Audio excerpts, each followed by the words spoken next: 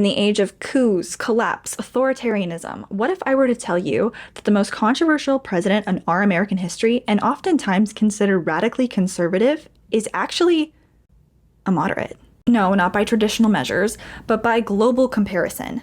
No, this is not a defense, but this is a geopolitical diagnosis. Okay, let's redefine moderate, not as polite, not as centrist, but as someone who operates within the bounds of a democracy. Doesn't dismantle the state, but is going to accept power in the institutions, not over them. Because globally, that definition and bar, it's collapsing. We see a bunch of leaders now going for the power grab. We have Vladimir Putin in Russia, who's been in leadership longer than I've been alive. Different world leaders have gone through different authoritarian swings. Where are we going to come into play? Still as a democracy. The only difference is this time this president is not sitting still. He's taking advantage of the disciplines and systems that we have set up. Against the world stage in places like France, the Netherlands, even Germany, Trump looks almost tame.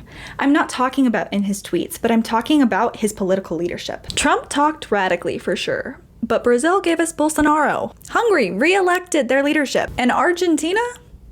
We aren't even going there. And these examples aren't just culture wars, they're constitutional dismantlement crews. Trump? The courts blocked him, the media hates him, and Congress impeached him. Twice.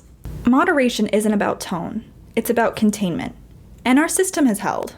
Let's be honest with ourselves for a minute. Biden, his predecessor, is framed as normal. But is he? He escalated foreign conflicts, Gaza, Ukraine, those are just a couple to name for an example. He funded the military at record levels, expanded the surveillance state, and pushed for post-pandemic mandates. How is that considered normal? Maybe the spectrum isn't left versus right. Maybe it's managerial versus disruptive.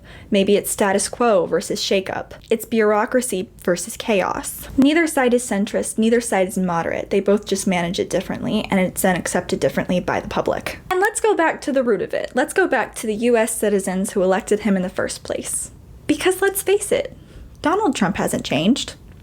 We have. In 2016, his rhetoric shocked people. In 2024, it sounds almost moderate, and that's not because he's softened, it's because the country has hardened. There's a reason why hardcore left-wingers and deep conservatives aren't exactly excited with him.